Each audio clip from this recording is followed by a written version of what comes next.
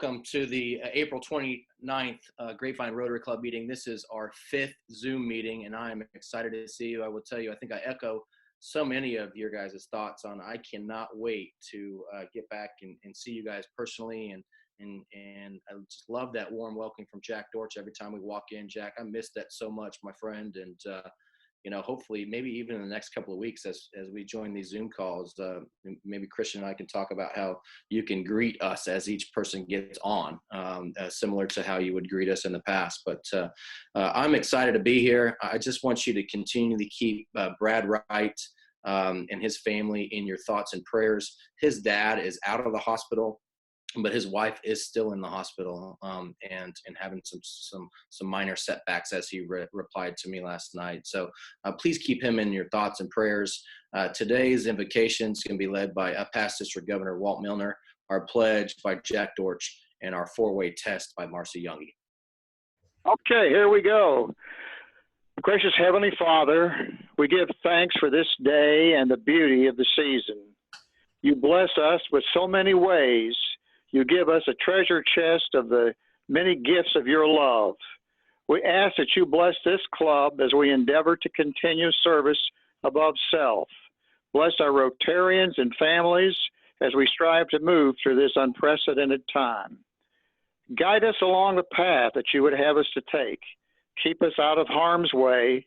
Be with those who have become ill with the virus, and bless the spirits of those who have passed on from it. We ask these things and bless you and thank you for all of your love and your guidance in our club. We pray these things. Amen. Would you join me in the pledge, please? I pledge allegiance to the flag of the United States of America and to the republic for which it stands, one nation, under God, indivisible, with liberty and justice for all. And fellow Rotarians, please join me in the four-way test. Of the things we think, say, and do, is it the truth? Is it fair to all concerned? Will it build goodwill and better friendships? Will it be beneficial to all concerned? And will it be fun? Excellent. Thank you so much, Marcy, Jack, and Walt, for leading us there. Just a couple of announcements. I am extremely excited that we continually are making a difference with our blood drives and partnering with the city of Grapevine. Leon and team have done a phenomenal job setting it up, hurrying up. We set up another one for May 6th, and very quickly, all of those slots were filled. So Kevin with Carter added an additional time. I think as of today, there may be a few of those spots still open, but refer back to that email that I sent yesterday afternoon with more updates there so that we can continually help in that facet. Also exciting to announce that we had an amazing fellow Rotarian that wishes to stay anonymous, that donated funds to help with more P95 masks for the fire department. Those were delivered on Monday. It's so heartwarming to see all of us stay connected, make a difference in our community, and keep moving. So Darlene delivered those to Chief Brown on Monday, and just what a tremendous effort it was to get those so quick back to the fire department and keep all of those first responders safe. So really excited about those several things going on. Also wanted to just reach out, if you haven't, if you didn't know, today is Edie Gillette's birthday, and it also is Rocky's birthday. So a couple of our fellow Rotarians have birthdays today. I'm not sure, Christian, did we see, are they on today? I've not seen Edie or Rocky. Okay. So if they, just at some point today, shoot them a text, give them a call, wish them a happy birthday. It is super excited for them, and hopefully that each and every one of us will reach out and show them how loved that they are, and how excited we are that they're a part of the club and want them to enjoy their birthdays. So a couple of really exciting, this is the first time that we have ever done this, but I'm going to pass the floor over to past District Governor Walt Milner and our President-elect, very soon to be Darlene Freed, for a special announcement on membership. Okay, it's a pleasure today. Can you hear me? Yes, sir. Okay, it's a pleasure today to induct Todd Bingham. Todd is one that we've had on the line here for about 6 weeks, and finally, in talking to Kevin, he said, you know, we've got to take him in because we may still be around here for a long, long time. And we didn't want to keep him out because he's a very talented young man, and he's the owner of Willow Real Estate. And let me tell you just a little bit about Todd. He was born in Corpus Christi, Texas. He grew up in Bedford, Texas. He attended the University of Texas at Austin. He loves music. He plays the guitar and he sings. He loves Bible study, Meals on Wheels. There isn't anything that he won't do. So we've got to put him to work. He says that he's fun-loving and compassionate. So let's give him a big hand as a new member. And I told him that he might get a pen and a badge one of these days. Congratulations, Todd. You are now a member. And I'll tell you when you know it's official, you'll get a bill from the treasurer. All right. Well, thank you very much. I'm very happy to be part of this wonderful group. Thanks, guys. And I just want to echo that. I mean, Todd is a good friend of mine, and I've been just so excited that he's a part of our club. He just has a huge heart for service, amazing family man, does so much in the community. And Todd, I'll tell you, buddy, man, I'm so grateful that you're a part of the club, and we're going to do great things together. So welcome and congratulations on being the first ever member inducted via Zoom. Thank you very much. That's great. You know, kind of nerdy. So this is great for me. You know, this is kind of perfect. That makes you a Zoomite. Yeah, I'll take it. That's cool. Kristen, keep that in the back of your mind, sir. He's very good on the technology side, sir. Tired. Hired. All right, awesome. Well, I am excited about today's program. I'm going to pass it over to our friend and fellow Rotarian, Mr. Bill Brandt, to introduce our speaker today. Good afternoon, everyone. This is Bill Brandt, and I just want to echo the comments about the camaraderie that we have and the greetings from Jack and seeing everyone in person. But we'll get back to it. We're going to get back to it. It's my honor today to introduce a fellow jurist. He's, of course, much more eminent than I, but Judge Burgess and I share a lot of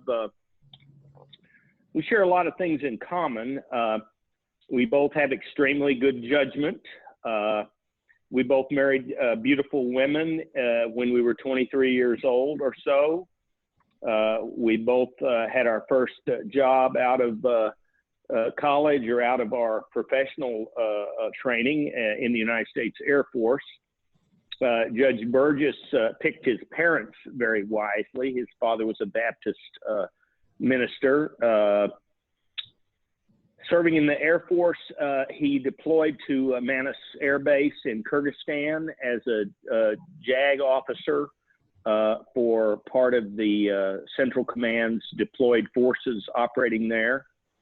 And we both were elected to office at the same time. We were both appointed to office prior to our election. In the case of Judge Burgess, he was appointed in 2017 by Governor Abbott. I was appointed in 2018 by Judge Glenn Whitley. We both are ballot buddies, so until he's elected to a higher court with a different term, he'll be on the same ballot with me in the governor's cycle.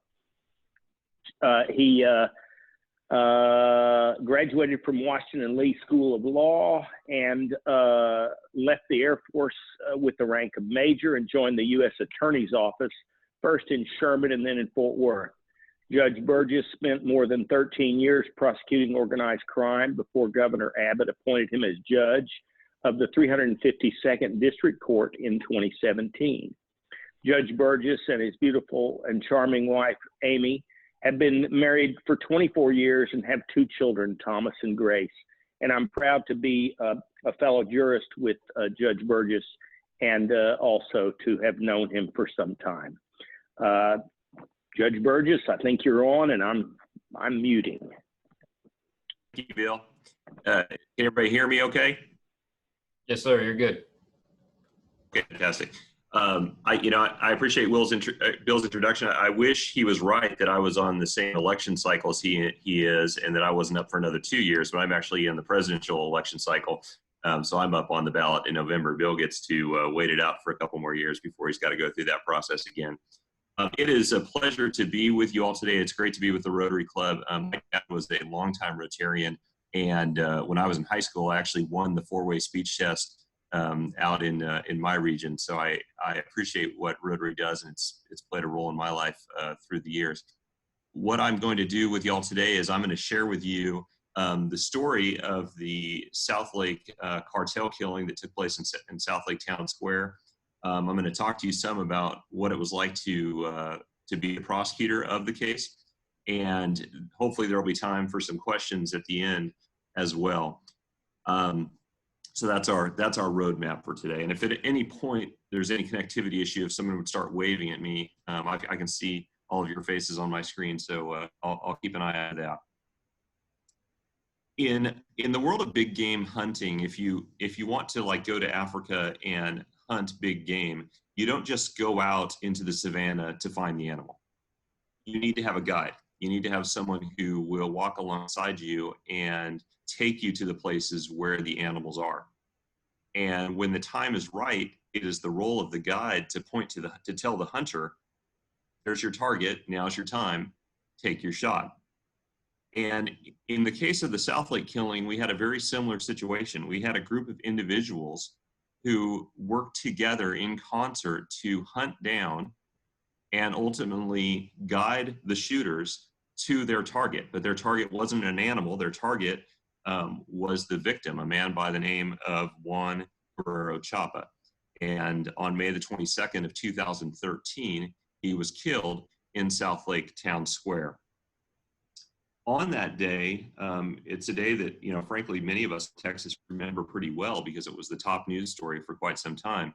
On that day, Mr. Chapa and his wife had gone to Southlake Town Square to do some shopping. They had finished up the shopping, and Chapa had gotten into the front passenger seat of their Range Rover. His wife was placing her shopping bags in the back driver's side of the Range Rover. And at that point, a Toyota Sequoia pulled up behind their Range Rover and stopped. The back door of the Sequoia opened. The shooter got out and walked up along the side of the Range Rover. He began shooting actually as he was walking up to the Range Rover. So the initial shot was through the back door, going back into Chapa's back. The shooter then came up alongside where Chapa was seated and began firing the 9mm pistol in through the window as Chapa kind of rolled to his back to try to get out of the way of the gunfire. That entire event, from the time the Sequoia pulled up and stopped until the time the Sequoia pulled away, was 6 seconds. It took 6 seconds for that murder to happen. But as you're about ready to hear, the murder of Chapa took place over an extended period of time. Actually, over the course of years is what it took to find Chapa so that he could, in fact, be killed. There were two defendants who went to trial here in Fort Worth in the Northern District of Texas. Their names were Ledesma Cepeda and Cepeda Cortez. Those were their last names. And neither of them were the shooters. And in fact, as you're going to hear, one of them wasn't even in Southlake on the day of the murder. But they were the ones who worked together to try to find and kill Chapa. Both of them were charged with interstate stalking resulting in death and conspiracy to commit murder. The defendant, Cepeda Cortez, was also charged with obstruction of justice, and you're going to hear toward the end about what his obstruction was and frankly how helpful that was to our case, the things that he tried to hide and how those were actually helpful. But I think the question that everybody had when this happened was, who is Chapa? Who is this guy that got killed in Southlake Town Square, and why was he killed here? Chapa, prior to coming to the United States, had been the attorney for a man by the name of OCL Cardenas. OCL Cardenas was the head of the Gulf drug cartel, one of the largest cartels in Mexico. And Chapa was his personal attorney. Cardenas had been arrested and extradited in the Southern District of Texas a few years before. And in the course of his cooperation with the government, Chapa acted as sort of an intermediary between Cardenas and the federal government. As a result of that, as you would imagine, it was somewhat dangerous for Chapa to continue to live in Mexico. And so Chapa was given permission to, he received a visa to move into the United States. He wasn't under any kind of witness protection, but he was here legally. And he and his wife had bought a house in Southlake, and that's where they were living at the time that he was killed. There's another person that we need to talk about because his name's going to come up a lot in this discussion. His name is Jose Rodolfo Villarreal Hernandez. It just rolls off the tongue. Jose Rodolfo Villarreal Hernandez goes by the nickname of Gato, and Gato was and is a very high level of a rival drug organization, the Beltran Leyva organization. Gato was the one who wanted Chapa killed. And Gato needed to, but the problem was Gato was too high profile for him to cross into the United States and kill him. And so he needed help to do it. So he hired our defendants to assist in finding Chapa and ultimately killing Chapa. After the murder of Chapa, as you probably know, Southlake is not a hotbed of murder. Southlake's not known for its high crime. And so when the murder happened, the Southlake Police Department reached out to the FBI, and the FBI and the DEA began working directly with Southlake PD, and they formed a task force to solve the crime. We talked several times, the agents and I, that frankly, if this murder had happened in, for example, Dallas, it might not have been solved, not because the Dallas Police Department isn't incredibly competent, but because Dallas has so many murders that they wouldn't have been able to put the resources to this case in the way that we were able to in Southlake. And so that's partially how this case was solved. One of the first things that happened in the investigation was the FBI took the Range Rover that Chapa had been killed in, and they put it up on a lift at their headquarters to do a full inspection of the vehicle. When they had it up on the lift, they saw underneath the passenger side of the Range Rover a black box that didn't belong there. And they removed it and discovered that it was, in fact, a tracking device. A company by the name of Blackline sells and makes tracking devices. And this was a Blackline tracker. Directly above where the tracker was located on the back passenger side door was a palm print where you could basically see someone had placed their hand on the vehicle as they slapped the tracker underneath the vehicle. So we contacted Blackline and we said, hey, we'd like to have any information you have, all the data related to this tracking device that we found in this car. Blackline was incredibly cooperative and they said, sure. Would you also like the data for the 6 other trackers connected to this account? Yes, we would. That would be fantastic. And so we were given a treasure trove of information, not only from the tracking device that was on Chapa's Range Rover. We found out that this was now weeks after the murder. We found out there was still a tracking device on Chapa's Mercedes that was still parked at the house in their garage. They'd placed a tracking device on their vehicle. And that really became kind of opened the door to this case for us. It gave us an incredible amount of information. And we actually had a DEA analyst that was assigned full-time to this case who did amazing work at using not just the tracking information, but as we began to recover different phone numbers, he was able to piece together the puzzle of how this all played out. So how did this all play out? Well, back in August of 2012, you'll remember the murder happens in 2013. In 2012, Ledesma and his son entered the United States from Mexico legally with a visa to start looking for him. They made multiple visits into the United States to try to find Chapa. The problem was they had no idea where Chapa was. So they began looking everywhere. They started looking for him in McAllen, where he had some family connections. He wasn't there. Then they looked in DFW. He wasn't there. The next stop was Florida, because they were actually pretty smart about this. They thought, well, if we can't find Chapa, let's at least find his family and hope that the family will lead us to Chapa. So that's what they did. They found his brother living in a gated community in Florida. But the problem is he's in a gated community. So how do they get in there? We had a realtor, it was a 2.5-week trial, by the way. We had a realtor come testify that they attempted to rent multiple houses in the gated community, and they kept being turned down on their rentals. My guess is when, reason for moving to gated community, want to kill someone probably isn't a good reason to be able to rent a place. But anyway, they were turned down. So they ultimately ended up renting a house right outside the gated community. And the realtor testified that the home, I think, rented for around $2,700 a month. She said, I walked them into the front foyer of this 2-story home, and without looking at anything else, they said, we'll take it. Because they didn't care anything about the house. They cared about the location. What do realtors say? Location, location, location, right? They needed the location to be right next to where the brother was living. So they immediately placed a tracker on the brother's car. We were able, through the data, to see how they followed the brother around.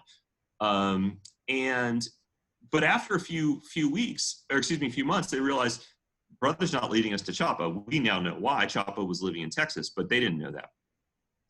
One thing I've left out at this point, I mentioned these 6 trackers.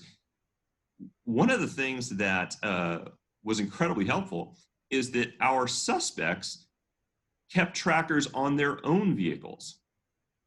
So we were able to see throughout this entire conspiracy, by going back through this data, so we could see where they were at different times. Now, in retrospect, it's obvious they shouldn't have done that. Why would you put a tracker in your own car if you're going around the United States to kill someone? Well, the answer is because, remember Gato down in Mexico? Gato's paying them an incredible amount of money.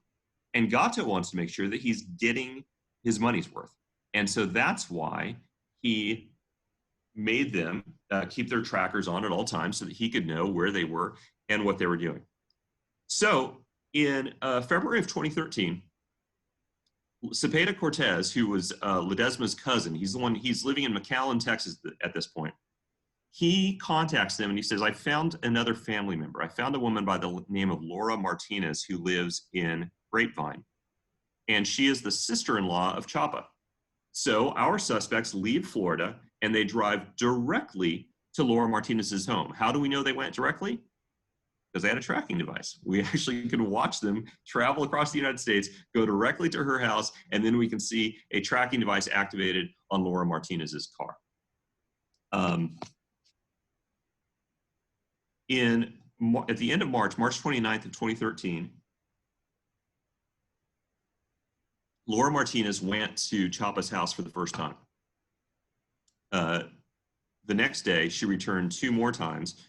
And then the day after that, she returns to that house 2 more times. This prompts our suspects to get interested in that house. Like, what is this house that she's going to? So they do some online searches and they discover that this house, although not registered in Chapa's name, has a very wonky registration. It's something that made it stand out in this very expensive community. So they felt they'd found where Chapa was. So they, on March the 30th, on April the 1st, the first photo was taken of Chapa's house and his Range Rover by our suspects.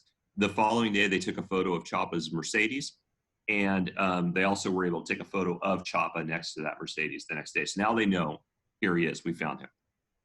Now, if we were doing this in face-to-face, I would ask, we don't need to do it here, but normally I ask if we have hunters in the room, and we normally have some people that hunt here in Texas. And one thing that, for example, deer hunters do to know where the deer are on their deer lease is they use game cameras. They'll set game cameras up around the property, and then they can track where the deer are at different times. Well, what our suspects did was they used game cameras to track Chapa. They actually took a game camera, they spray painted it to match the color of a utility pole in Chapa's front yard, and they placed a game camera in his front yard. The game camera was equipped with cellular technology, so it could actually send real-time photos to them as photos would be taken of Chapa's children coming and going from the house, the maid coming and going from the house. They were able to start tracking the movements of the house. They also placed game cameras throughout the neighborhood so that they could begin to track vehicle movement throughout the neighborhood. In April of 2013, the father and son met with two other individuals. And I've mentioned the son a couple of times. The son was also prosecuted by our office when I was at the U.S. Attorney's Office. He pled guilty. And so the son actually testified against his father and his uncle at the trial, which you can imagine was a pretty compelling moment when he got on the stand. But father and son, in April 2013, they met with two individuals that Gato had sent up from Mexico. They knew them by the nicknames Clorox and Captain, which could be a good name for a band. But that was the name of the assassins. Those were the names of the assassins. And they met with them. They gave them a copy of their own, they gave them their own tracking device. They gave them an iPad so that they could follow the tracking devices to see what was happening oh, I just saw a question on the side. How did they get into the gated community to place the cameras? Great question. It wasn't that well gated. There was a section of the gate next to a shopping center that was open, and so they would walk through that, and that's how they placed the tracking devices on there. Anyway, so they meet with Clorox and Captain. They get the they give them the iPad so they can follow along and see what's happening. Let's fast forward now to the day of the murder. On May the 22nd, 2013, on that morning, the father and the son went to rent a car. They had continually rented different cars every week because they were following Chapa around, so they needed to not always be in the same car. They rented a different car. That afternoon, Chapa's wife and daughter went to Walmart to get their nails done. While they were in getting their nails done, they placed the tracking device under the Range Rover, the one that we found. The person who placed the tracking device on the car was Ledesma Cepeda. We know that because once he was arrested, we were able to compare his palm print to the palm print that was on that door, and they matched. At 5:34 that night, Chapa's wife returned to her home, and at around 6 o'clock, she and her husband went to Town Square, where they went. If y'all are familiar with Town Square, back at that point, there was a yogurt place called Yummy Licious that Mr. Chapa was a big fan of. They went and got some yogurt. They did some shopping, and then once they got to Southlake Town Square. If you're familiar with Town Square, there's a fountain there in front of Victoria's Secret. They parked directly in front of the fountain. About 5 minutes after they arrived, the father and son came and they parked directly across from them on the opposite side of the fountain. I've stood in both spots. It's a very clear view. You can absolutely see the other side without any problem. But in our case, Ledesma Cepeda also had binoculars, so you could really get a good view as the murder occurred. The father and son went and they were sitting there, and while they were sitting there, the father asked the son to go into the corner bakery and get them some coffee because he said it looks weird for us to just be sitting here. The son went into corner bakery. He testified that as he walked into corner bakery, he saw Captain and Clorox drive by in the Sequoia. He said, while he was in the corner bakery, he heard a loud commotion and people running over to the window. He went back to the car where his dad was, and his dad said, they did it. They killed him. We need to go. The following day, the father and the son drove to Mexico. They made one stop. Again, we know this from tracking devices. They made one stop on the way because Gato had asked them to stop and pick up some beer to celebrate the murder of Chapa once they got down to Mexico. So that was their one stop before they re-entered Mexico. On September the 5th, 2014, that's 472 days after the murder, I was actually arriving at the U.S. Attorney's Office. It was a Friday morning. It was about 8:15 in the morning, and I got a call from the lead agent from the FBI saying, "Are you ready to go?" And he didn't need to say a lot more. I knew what he was talking about, and so I actually had a, for lack of a better word, a go bag packed at my house, ready for this moment. Myself and the other agents got on a DEA plane, and we flew down to McAllen. The father and the son had crossed the border that morning. They had tried to re-enter into the United States, and they were arrested at the border. That afternoon, we arrested Cepeda Cortez, the cousin who was living in McAllen. He was arrested that afternoon. When the father and son were arrested, they had tracking devices in their car, different new tracking devices we didn't know about. They also had a spiral-bound notebook, a small spiral-bound notebook that you might use for grocery shopping.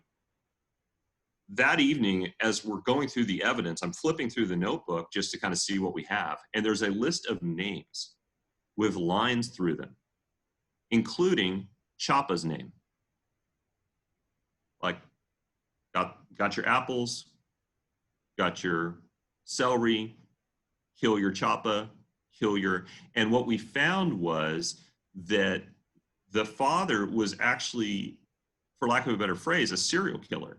His full-time job was to find people so they could be killed.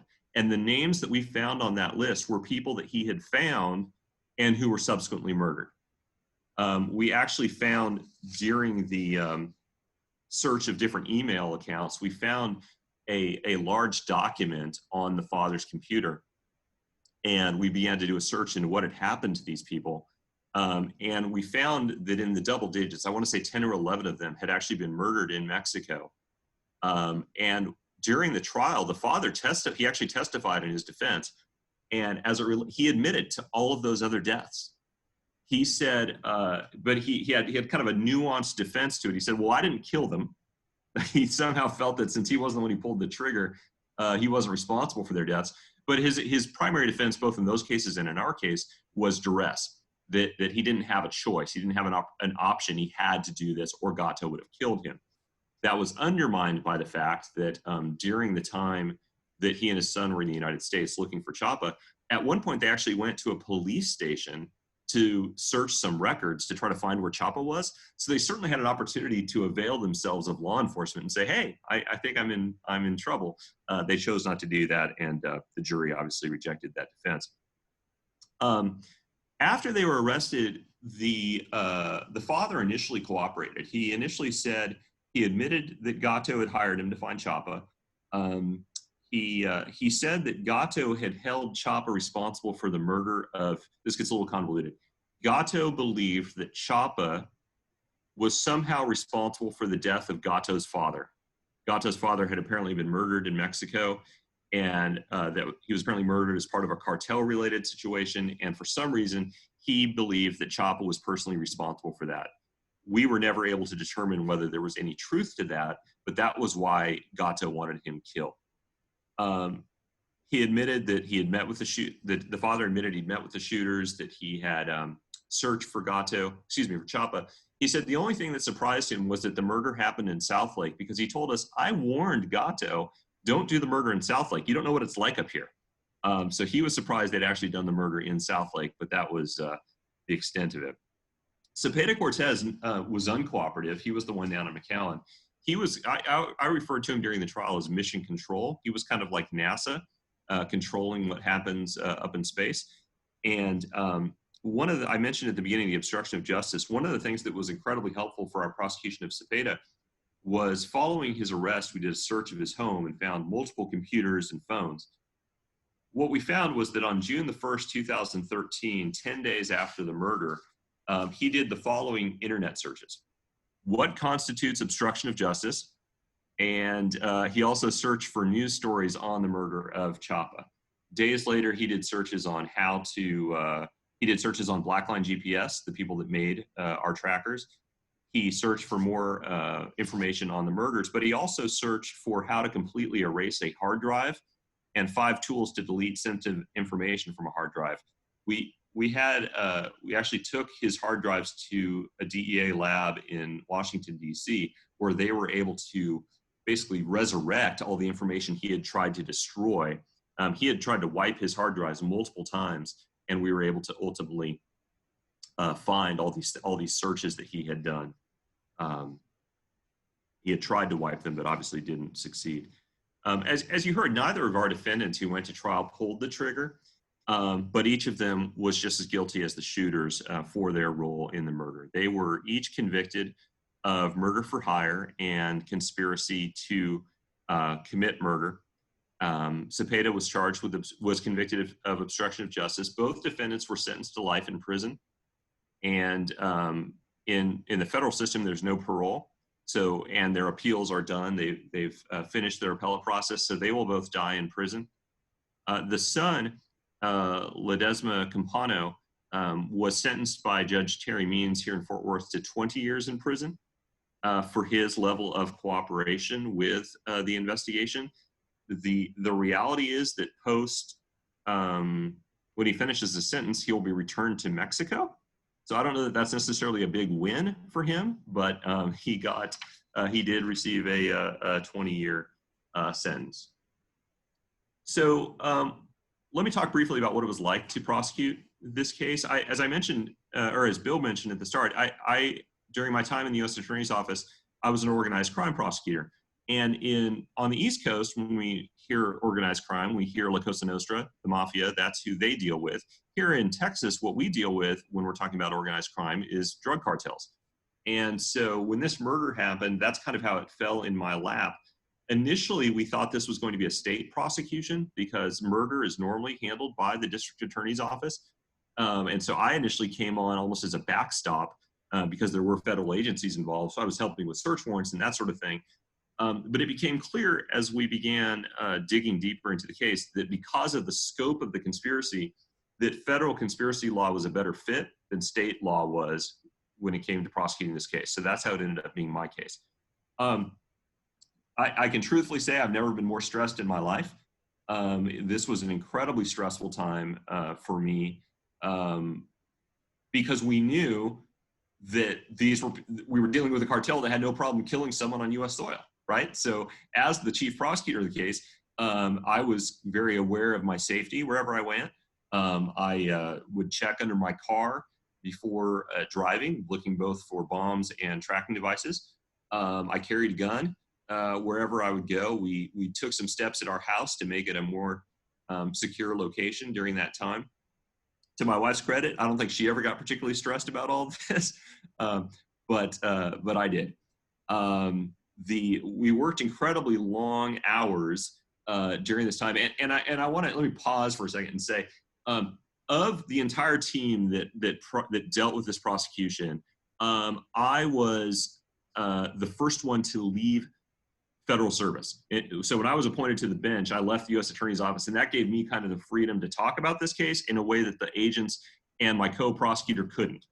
I do not at all, by me being the one telling the story, to suggest that the story was about me. This was a team effort. I had a co-counsel on this case who is still at the U.S. Attorney's Office, who's a fantastic prosecutor that helped with this. And frankly, it was the best law enforcement work I've ever seen. The FBI, the DEA, the ATF, and the Texas Rangers and the Southlake Police Department all worked together to solve this crime. And that's the only reason that it was solved. It was incredibly ultimately gratifying to be involved in the case. I'm glad that I had the opportunity to do it. It was hopefully a once in a lifetime experience. The Texas Monthly wrote a story about this. If this has whetted your appetite, you can read a much more extensive story about this.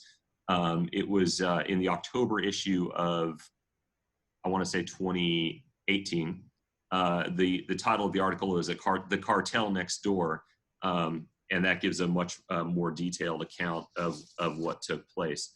I see on the side somebody's asking the question, were the actual shooters ever caught or charged? No.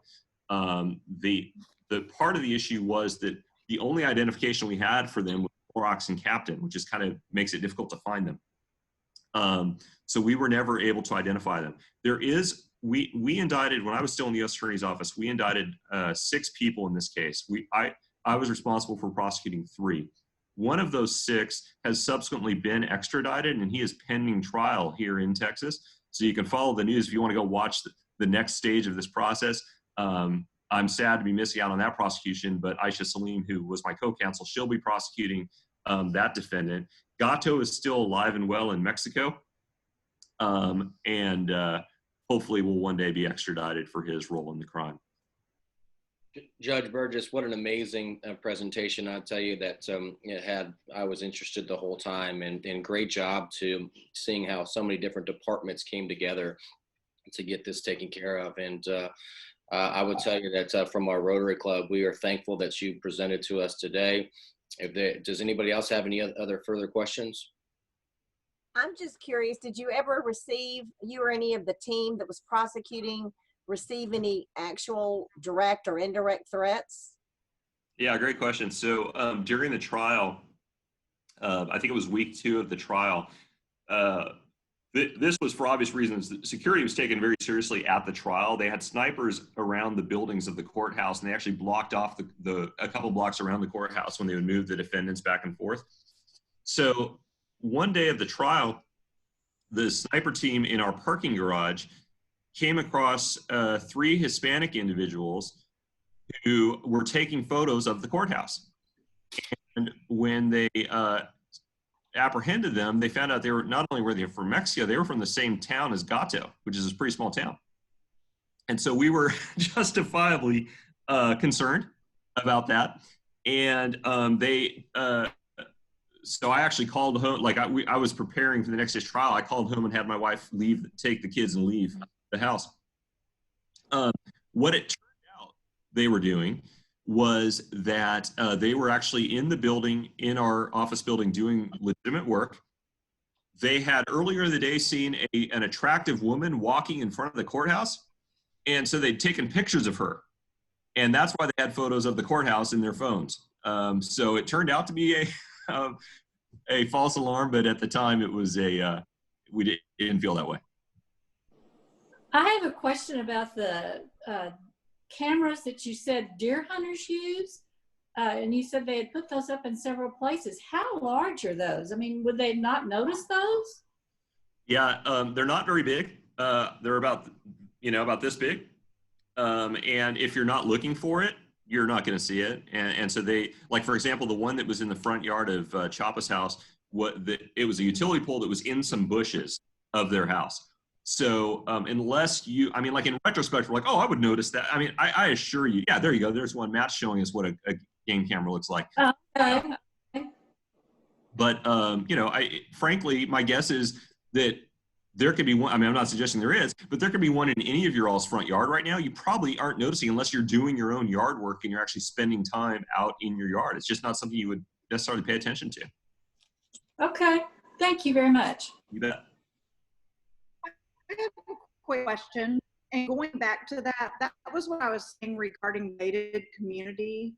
The gated community where they were putting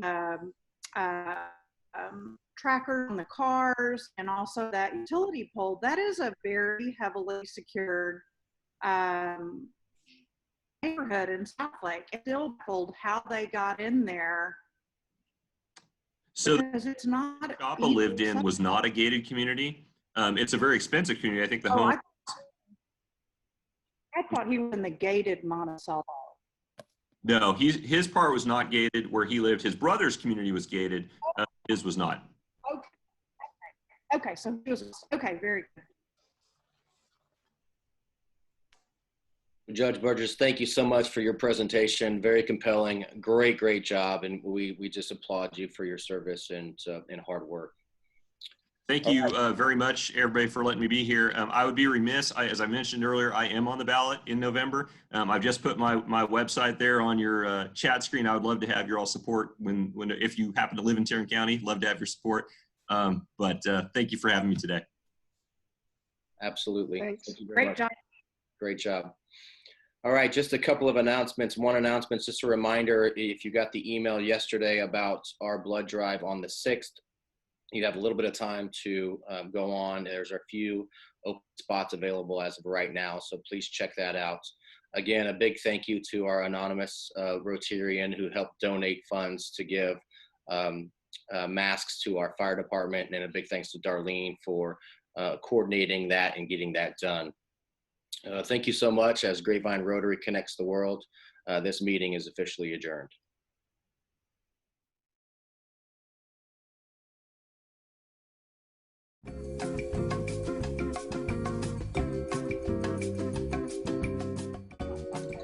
Hey, Dick, you read all them books behind you? Everyone. Wow. At least once. Wow. Are there a lot of pictures in them? Everyone. Gosh, Alex. Good shot, Alex. You guys are out of control. Dick, your hair is really long, man. Oh, shut up. Fran, You really want to say it? Look here. And gato, doesn't that mean cat in Spanish? It does. Thank you. Yes, sir.